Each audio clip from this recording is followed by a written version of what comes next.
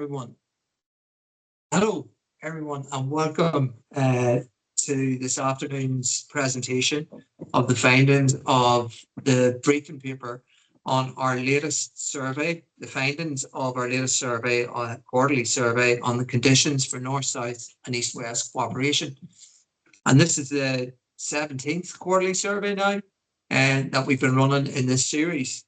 And we're joined, as usual, by Dr. Ben Rosher, who's a long-time research associate here at the Centre for Cross-Border Cooperation. Should have said my name is Aidan Campbell, and I'm the Research Programme Development Manager here in the Centre. So Ben is going to take us through the survey and the findings.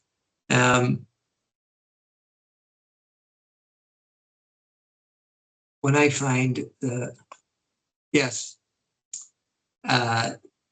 is as I said, the 17th quarterly survey, and I suppose we've been doing these surveys as a means to give us an understanding of the extent to which the necessary conditions for North-South cooperation are being maintained, and also looking at how relations between civic society organisations and local authorities on the island of Ireland and Great Britain are being safeguarded following the end of the Brexit transition period and the implementation of the protocol on Ireland, Northern Ireland.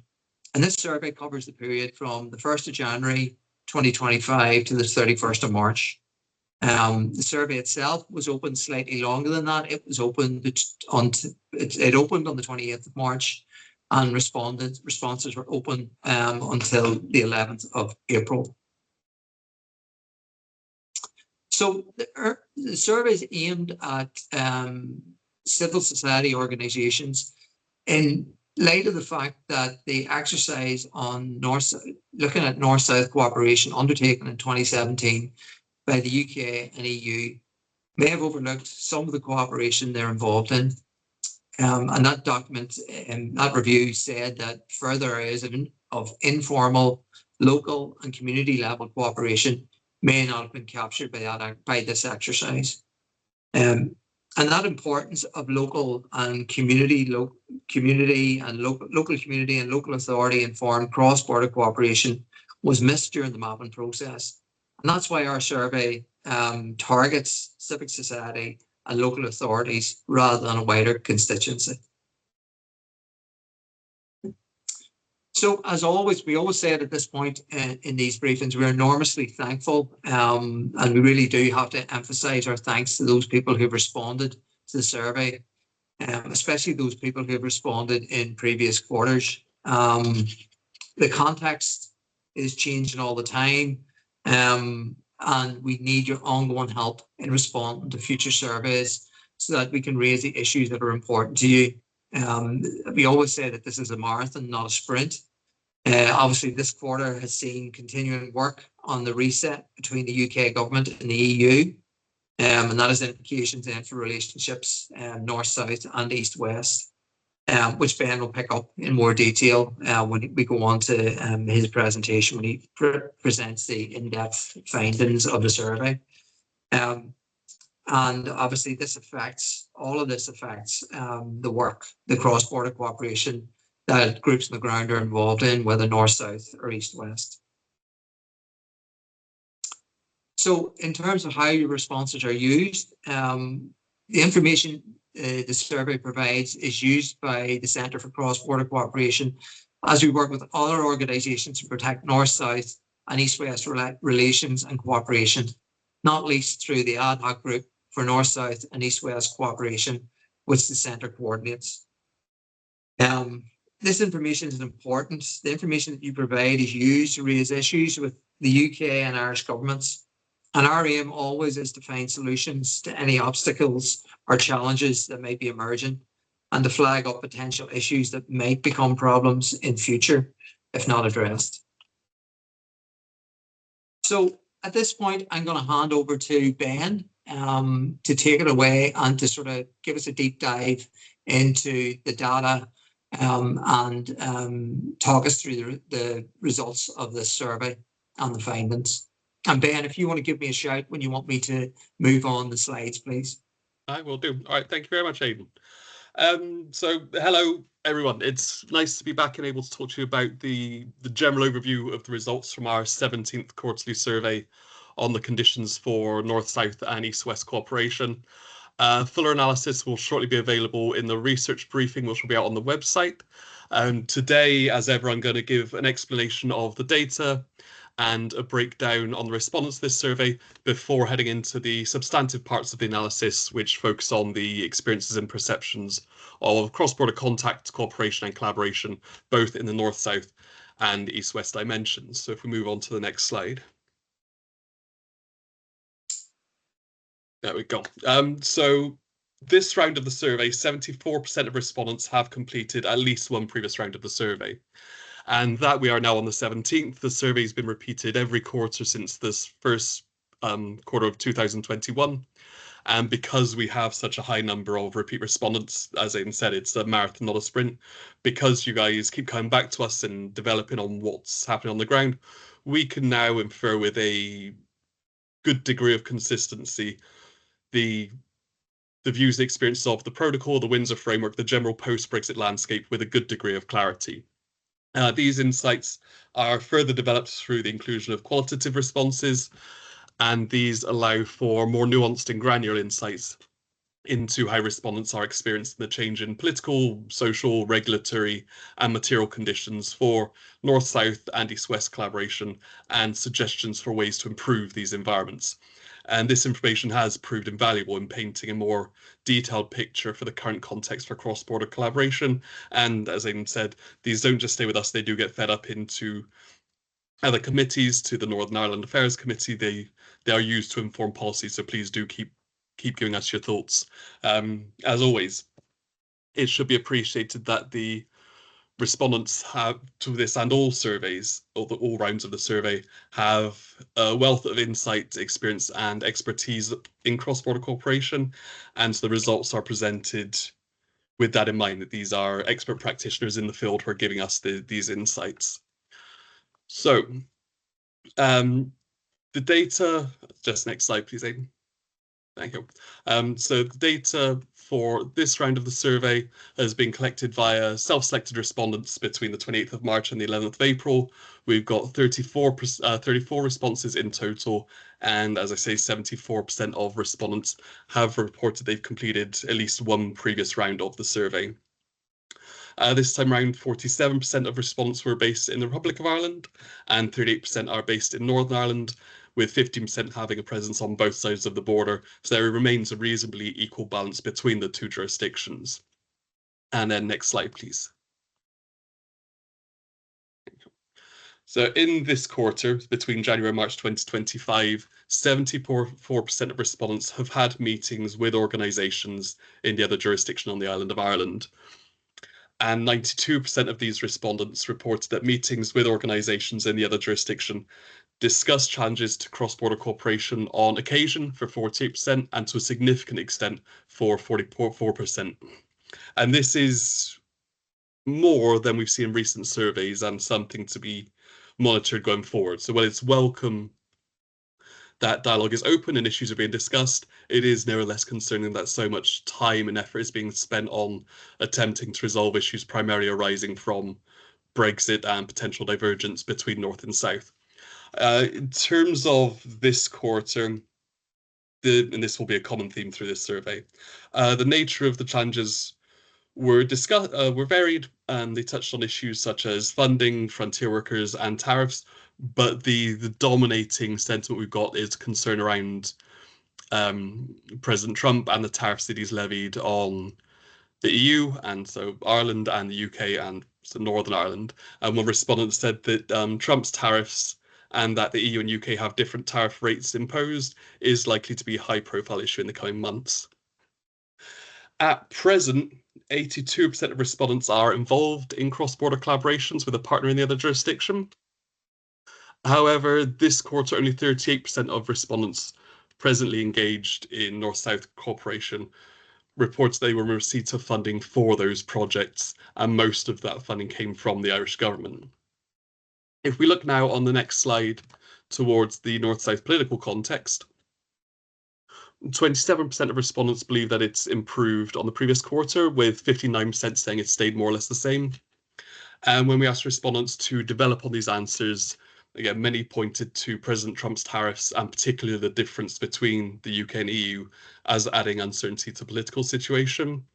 One respondent said that, well, global political instability has increased Ireland, Northern Ireland, UK, EU cooperation is becoming a big priority for all. So possibly one of the more positive side effects of this and maybe closer cooperation between the UK and Ireland.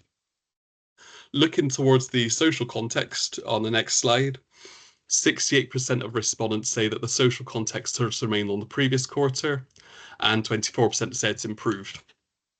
One respondent has reported specifically to the back of a successful shared island civic society program where the feedback from social participants is one of positivity towards collaboration.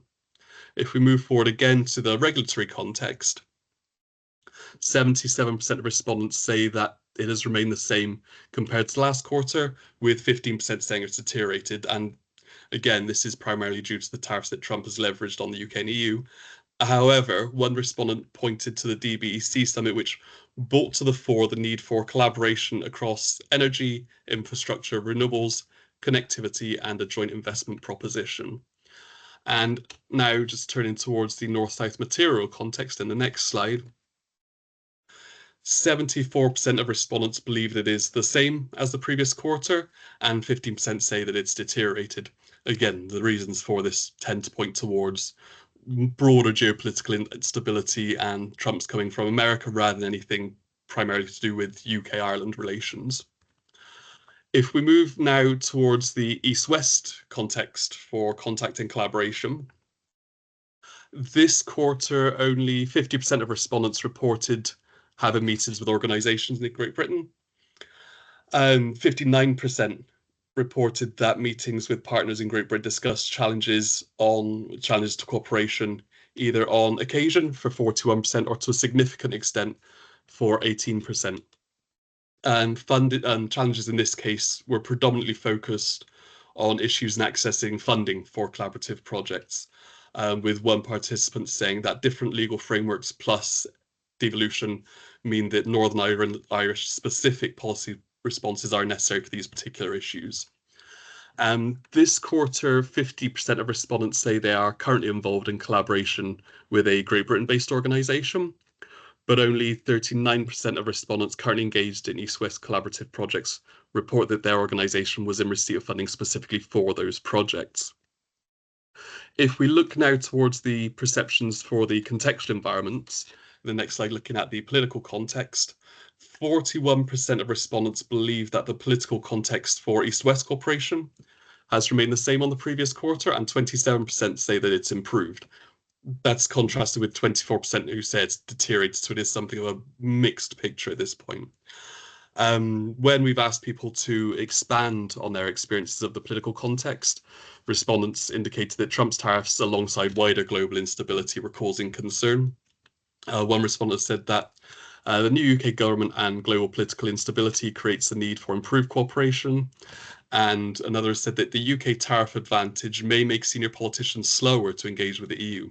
So this conflicting messages coming here that some people think that the tariffs will necessitate cooperation between the UK and EU, others saying that because the UK are facing lower tariffs, and possibly vindicated by the trade deal signed with Trump last week by Keir Starmer, that it may make senior politicians slower to engage with the EU. Looking at the social context in the next slide, 74% of respondents report that the social context has remained the same on the previous quarter, and 9% reports deterioration.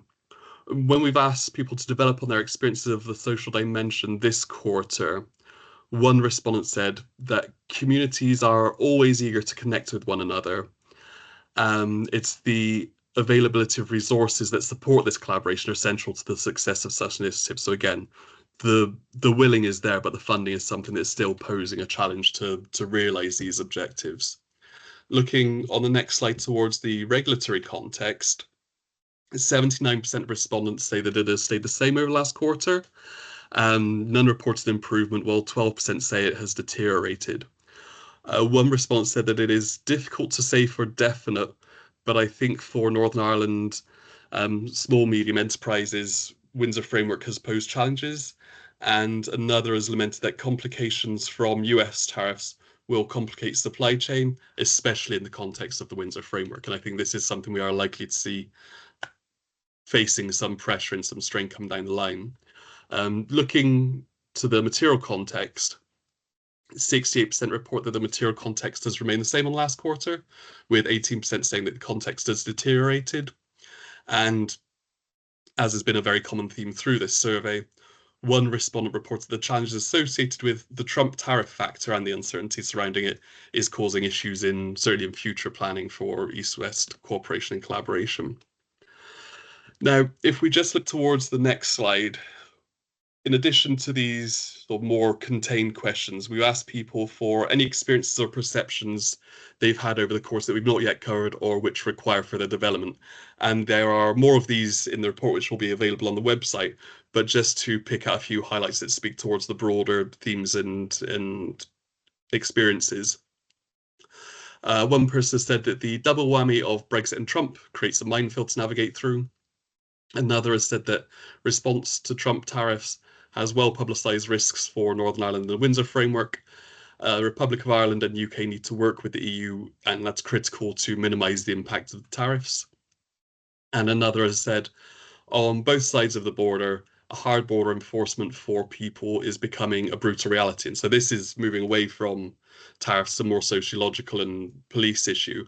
And the guards are misrepresenting rights in the common travel area to harass passengers into participating in their discriminatory passport and ID checking.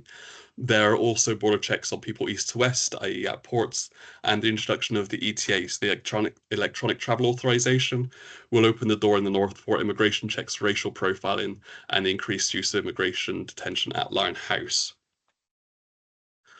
Now, just as a summing up in the conclusion, just the next slide then, please. Thank you. Yes, it's always likely that US elections would very quickly be felt across these islands, and it was the shape and size that was unknown.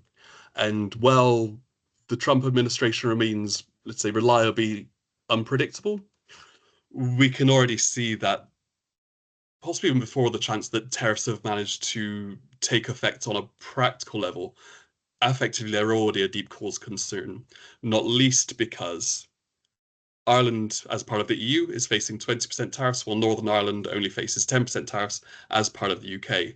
And so this differential seems likely to test the Windsor Framework and the unique place that Northern has in straddling the two markets, given these different tariff pressures. I will end up there and pass back to Aidan. We can discuss some of these issues. Thank you. Ben, thanks so much for taking us through the findings of the survey. Another sort of really fascinating presentation, and agreeing, great to hear the views of grassroots groups that are dealing with cooperation issues, both north, south, and east, west, as part of their everyday work. Just a few things I wanted to pick up, Ben, from the survey. As you were saying, I think rightly so, it's a relatively mixed picture. Some indications that it's certainly more probably steady than it was a few years ago in terms of the conditions for north, south, and east, west cooperation. And there is some noting of improvement, some in terms of north, south political context, the north, south social context. Approximately 25% of people saying it had improved in the last quarter. 50%, 60% people saying that there was no change. But the east-west political context is a much more mixed picture in terms of how it, some people are viewing it as improved, and almost a similar number of people viewing it as having deteriorated. Is there any of this is really a surprise, Ben, in terms of where we are at and with the new Labour government, with the EU and UK government reset? And I suppose the sort of the work that is ongoing in terms of trying to repair relationships following the Brexit process, And albeit, as you pointed out rightly, in a sort of greater maybe geopolitical uncertainty following the election of President Trump. Yeah, I think in this quarter and over the last couple of quarters, there's nothing really that has been seen as a surprise in terms of the post-Brexit landscape. That's mostly been baked in by this point, and so people were there. We've seen a sense of consistency over the last probably 9 months, maybe a year, since the Windsor frameworks come in.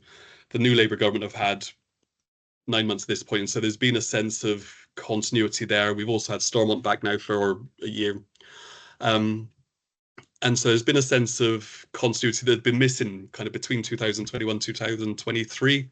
We've started to see some things in that sense become more stable and been able to build a sense of positivity because some of those early issues have been taken care of. Effort could go towards developing on the possibilities and the potentials that became open and addressing the issues that have been kind of left to fester during Brexit and during COVID. So issues around the NHS and things that people could get back to focus on.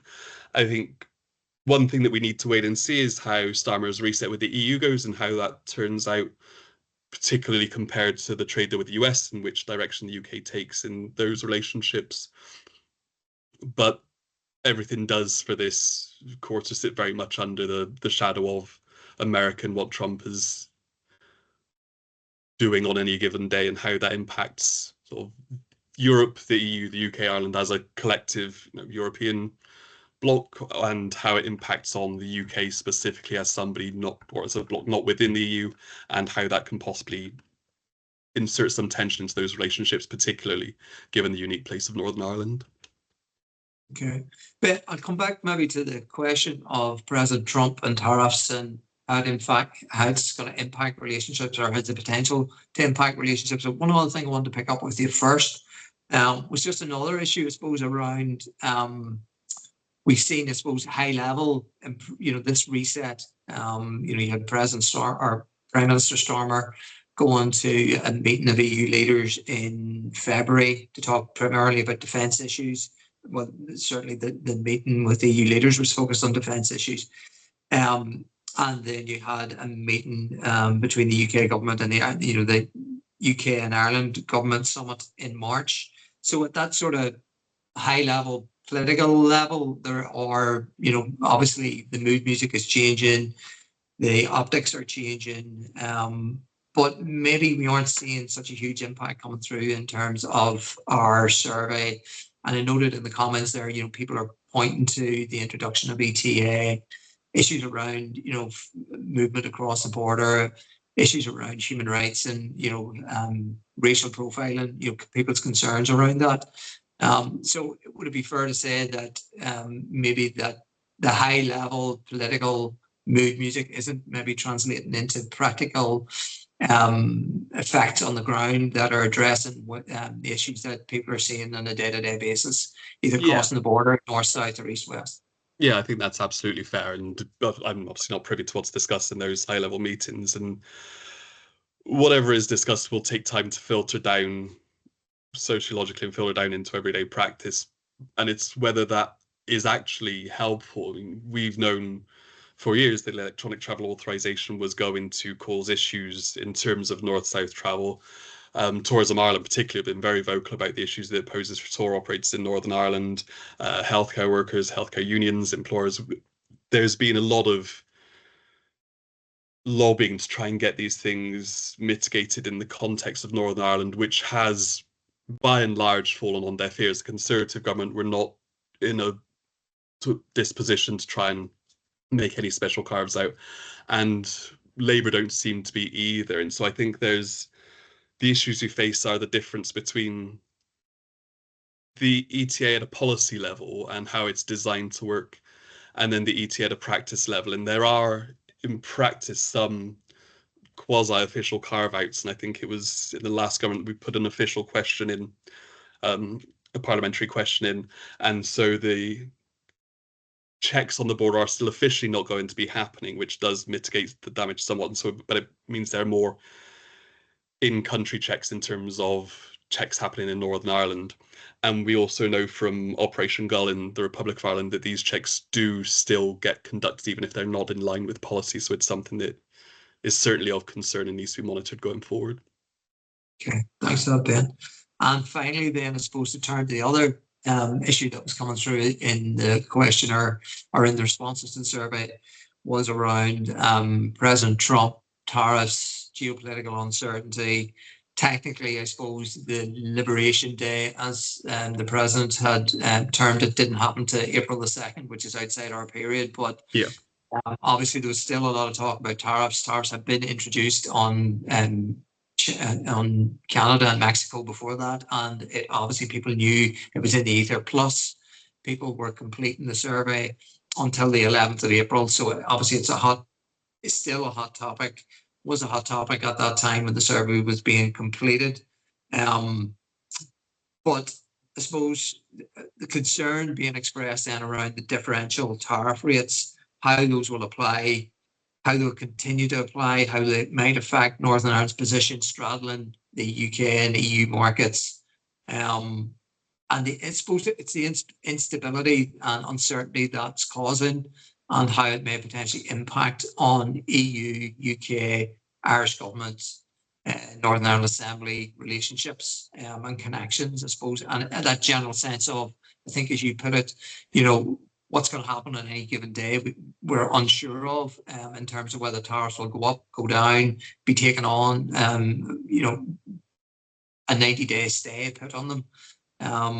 I think it's probably a really uncertain time for businesses, obviously, and for policymakers in terms of economic policy and cross-border policy. Yeah, absolutely. Trying to predict what Trump will do from one day to the next is a fool's errand, and I'm certainly not going to be putting any money on it. The UK and Ireland specifically arguably have some sort of advantage because of their unique relationships with the US. Obviously, there's a huge Irish diaspora in America, and the UK and US have long had a, so say, special relationship. And so that may help at some points, but then because of Trump's antagonistic attitude towards the EU and having higher levels of tariffs on the EU to UK, that could put a splinter in the relationship between the UK and Europe if the UK see an advantage one way or the other.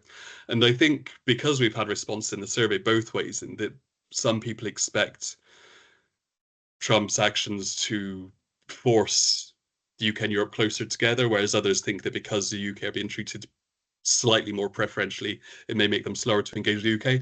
Both of those are possible outcomes, and time will really only tell which trouser leg of time we go down. Okay.